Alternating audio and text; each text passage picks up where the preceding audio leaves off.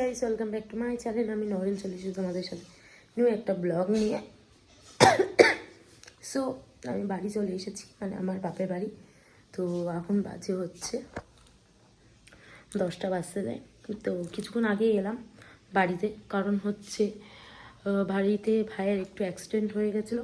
ওই অ্যাক্সিডেন্টের জন্য ওই অ্যাক্সিডেন্টের খবরটা শুনেই আমি চলে এলাম বাড়ি। ঠিক আছে, তো কাজে গেছিলাম, কাজ থেকে ফিরে আমি তোমার দাদা ভাইদের বললাম যে ভাইয়ের অ্যাক্সিডেন্ট হয়েছে, তো আমি বাড়ি যাবো। তো বললো ঠিক আছে চলো, আমিও যাচ্ছি। তো তোমার দাদা ভাই আর আমি মিলে চলে এলাম বাড়ি। আর এসে দেখলাম ভাই একটু ঠিকই আছে, অতটা বেশি চোট লাগেনি।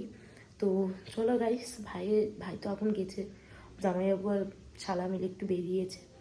তো ওরা বেরিয়েছে, একটুখানি ঘুরছে ফিরছে, বাইরেটা আছে। তো ভাই এলে আমি তোমাদের সাথে শেয়ার করবো যে ওর কতটা লেগেছে না লেগেছে। আর ব্যান্ডেজ করা আছে সেহেতু আর কালকে দেখেই ডাক্তার দেখিয়ে দেবো ওকে। তো চলো গাইস, এখন আমি ঘরে আছি আর আমার মেয়ে আছে, আর পিসি হচ্ছে রান্না করতে। চলো গাইস, কি রান্না করছে পিসি সেটা দেখি। ওই সেই আলু ভাজা হয়ে গেছে? হ্যাঁ, আলু ভাজা হচ্ছে।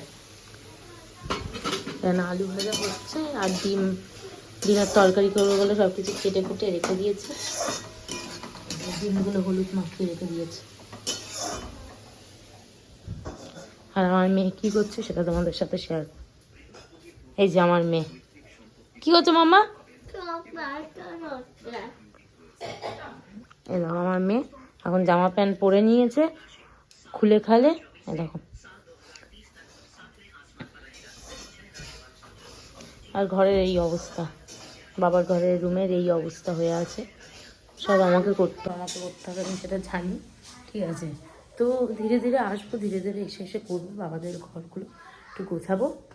কিন্তু একটা মুশকিল হয়েছে, সেটা হচ্ছে আমি কদিন আগেই, মানে 1 মাস কি 2 মাস হচ্ছে রং করা হয়েছে এই ঘরগুলো। তো ঘরের অবস্থা দেখো তোমরা, দেখে তোমরাই বলবে কতটা মাথা গরম হচ্ছে আমার, বলার মতন না। ঠিক আছে, যে রং করার পরেও এরকম অবস্থা, প্রচণ্ড মাথা গরম হচ্ছে। তো তারাও তোমাদের সাথে শেয়ার করছি, সেটা ব্যাক ক্যামেরা করি, তারপরে তোমরা দেখো।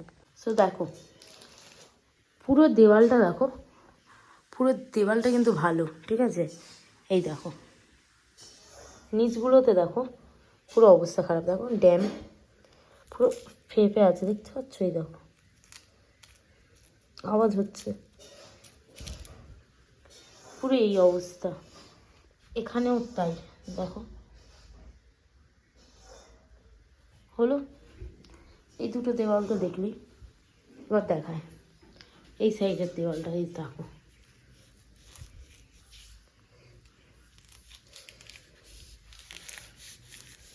আওয়াজ হচ্ছে, দেখতে পাচ্ছ? এই যে আওয়াজ, এখানে জুতোর জায়গাগুলো এরকম। ঠিক আছে, এই অবস্থা হয়ে আছে। সো কার না মাথা গরম হবে তোমরাই বলো গাইস, কারণ হচ্ছে এই জিনিসটা দেখার পর সবারই মাথা গরম হওয়ারই কথা। ঠিক আছে, 2 মাস হলো রং করা, তার মধ্যে যদি এরকম রঙগুলো ড্যাম হয়ে যায়, মানে ভালো কোয়ালিটির রং করিয়েছি কিন্তু তারপরেও ড্যাম হয়ে গেছে, ভাবতে পারছো?